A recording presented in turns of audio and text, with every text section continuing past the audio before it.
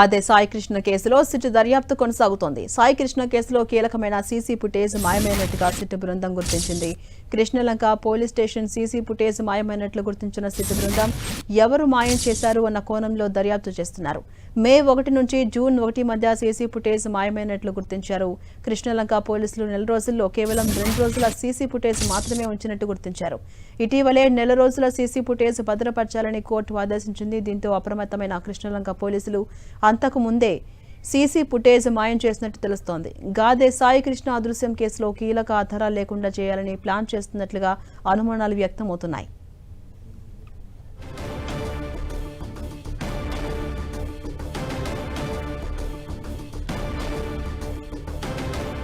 ఇదే అంశంపై మరింత సమాచారం మా ప్రతినిధి జయరాజ్ అందిస్తారు. జయరాజ్, మనం చూస్తున్నాం గాదే సాయికృష్ణ కేసులో ఒకవైపు సిట్ దర్యాప్తు కొనసాగుతోంది. ఇందులో కీలకంగా ఉండే కృష్ణలంక పోలీస్ స్టేషన్లో ఉన్నటువంటి సీసీ ఫుటేజ్ మాయమైనట్టుగా తెలుస్తోంది. అప్డేట్స్ ఏంటి జయరాజ్? ఝాన్సీరాణి, గాదే సాయికృష్ణ కేసులో సిట్ వేగంగా దర్యాప్తు జరుగుతుంది. మరొకవైపు ఫోరెన్సిక్ నిపుణులు, ఐటీ నిపుణులు కూడా ఈ కేసుని చాలా ప్రతిష్టాత్మకంగా తీసుకుని అణువణువు గాలిస్తున్నటువంటి పరిస్థితి ఉంది. మరొకవైపు ఈ కేసులో అతి కీలకమైనటువంటి సీసీ ఫుటేజ్ని కృష్ణలంక పోలీసులు మిస్ చేశారనే అంశాన్ని ఆ బృందం గుర్తించింది. సిట్ బృందం గుర్తించింది.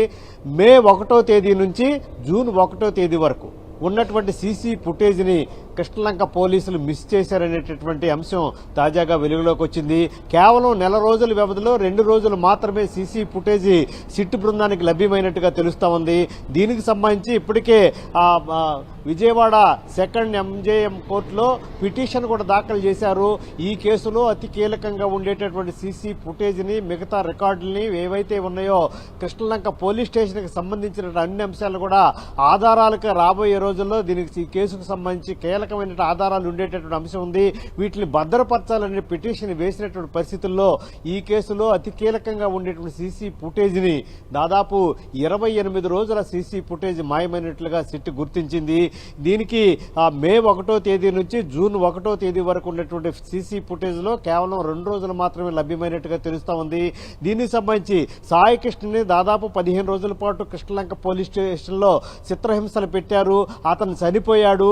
అక్కడి నుంచి కృష్ణలంక శ్మశాన వాటికి తీసుకెళ్లారు అనేటటువంటి ఆరోపణల్ని సాయికృష్ణ తల్లి విజయలక్ష్మి చేస్తున్నటువంటి నేపథ్యంలో ఈ సీసీ ఫుటేజ్ కృష్ణలంక నుంచి, కృష్ణలంక పోలీస్ స్టేషన్ దగ్గర నుంచి కృష్ణలంక శ్మశాన వాటికి వరకు ఉండేటటువంటి విజయవాడ పండిట్ నెహ్రూ బస్టాండ్ వైపు నుంచి వెళ్లేటటువంటి దారి పొడుగునా ఉండేటటువంటి సీసీ ఫుటేజ్ అంతా కూడా మాయం చేసినట్టుగా తెలుస్తోంది. దీనికి కృష్ణలంక పోలీసులు ఈ కేసులో కీలకమైనటువంటి ఆరోపణలు ఎదుర్కొంటున్నటువంటి ఎవరైతే ఉన్నారో వారి ఫుటేజ్ ని తీసేసినట్టుగా తెలుస్తోంది. కేవలం 2 రోజుల ఫుటేజ్ మాత్రమే దీంట్లో ఉన్నట్టుగా సిట్ గుర్తించింది. ఈ కేసులో ఇప్పటికే సిట్ దర్యాప్తు కొనసాగుతా ఉంది. నిన్న కూడా విజయలక్ష్మి సాయికృష్ణ తల్లి, అదేవిధంగా సాయికృష్ణ మేనమామ, వారి బంధువుల నుంచి కూడా సిట్ మొత్తం వాంగ్మూలాలను నమోదు చేసింది. దీంతో పాటు డీసీపీ, టాస్క్ ఫోర్స్ డీసీపీ, వారి సిబ్బంది, అదేవిధంగా మిగతా కృష్ణలంక పోలీస్ స్టేషన్లో ఉండే కొంతమంది వాంగ్మూలాలు కూడా నమోదు చేసినట్టుగా తెలుస్తోంది. మరొక వైపు కృష్ణలంక సీఐగా పనిచేసినటువంటి సాయికృష్ణ కేసులో ప్రధాన ఆరోపణలు ఎదుర్కొంటున్నటువంటి నాగరాజు పైన కూడా తీవ్రమైనటువంటి ఆరోపణలు వస్తున్నటువంటి నేపథ్యంలో ఆయన కూడా విచారించేటటువంటి అవకాశం ఉంది. ఈ నేపథ్యంలో ఈ కేసులో అతి కీలకంగా ఉండేటువంటి సీసీ ఫుటేజ్ మాయమవటం పట్ల అనేక రకాలైనటువంటి అనుమానాలు వ్యక్తం అవుతుంది. దీనికి సంబంధించినటువంటి ఐటీ నిపుణులు, ఫోరెన్సిక్ నిపుణులు కూడా రంగంలో దిగారు. పాత ఫుటేజ్ ని సేకరించే పనిలో ఉన్నారు. ఇది సాధ్యం అవుతుందా లేదా అనేటటువంటి దిశగా విచారణ అయితే కొనసాగుతుంది. మొత్తమే చూస్తే ఇప్పటి వరకు కూడా 20 మందిని సిట్ విచారించినట్టు తెలుస్తోంది. దాంట్లో 12 మంది నుంచి వాంగ్మూలాలు నమోదు చేసినట్టుగా తెలుస్తోంది. ఈ రోజు మరికొంతమంది పైన కూడా ఈ వాంగ్మూలాలు నమోదు చేసే ప్రక్రియ కొనసాగుతుంది. మొత్తమే చూస్తే సిట్ ఇప్పుడు పూర్తి స్థాయిలో స్వతంత్రంగా దర్యాప్తు చేస్తుంది. సిట్ బృందాలు వేరు కోణాల్లో దర్యాప్తు కొనసాగుతోంది. ఎక్కడైతే అనుమానాలు ఉన్నాయో వాటన్నిటి దగ్గర నుంచి కూడా సాక్ష్యాలు, ఆధారాలు సేకరించే పనిలో అయితే సిట్ బృందం ముందుకెళ్తా ఉంది. ఝాన్సీరాణి, అంటే జరాస్, ఈ పరిణామాలన్నింటి నేపథ్యంలో సిట్ నెక్స్ట్ స్టెప్ ఎలా ఉండబోతోంది?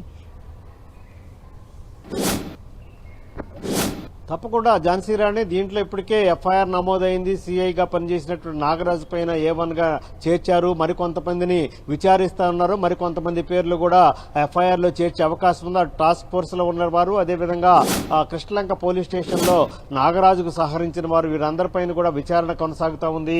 వారి నుంచి స్టేట్మెంట్లు సిట్ రికార్డ్ చేస్తా ఉంది. ఎవరైతే దాదాపు 8 మంది తన కొడుకుని చిత్రహింసలు పెట్టారు, తన కొడుకు మరణానికి కారణమయ్యారు, 8 మంది ఉన్నట్టుగా సాయికృష్ణ తల్లి విజయలక్ష్మి ఇప్పటికే ఆరోపణలు చేశారు. వారి పేర్లతో సహా ఇచ్చారు. నిన్న విజయలక్ష్మి దాదాపు 2.5 గంటల పాటు విచారించినటువంటి సిట్ బృందం అనేక కీలకమైనటువంటి అంశాలని రికార్డు చేసింది. ఆ అంశాల దిశగా మరికొంతమందిని విచారించడం, వారిని ఎఫ్ఐఆర్ లో చేర్చడం, వారికి సంబంధించి తదుపరి న్యాయపరంగా అదేవిధంగా చట్టపరంగా ఏ విధంగా ముందుకెళ్లాలో ఆ విధంగా వెళ్లేటువంటి ప్రక్రియ కొనసాగుతుంది. ప్రభుత్వం అయితే సిట్కి చాలా ఫ్రీడమ్ ఇచ్చింది. స్వతంత్రంగా దర్యాప్తు చేయాలి. ఈ కేసులు ఎలాంటి వారు ఉపేక్షించేది లేదు.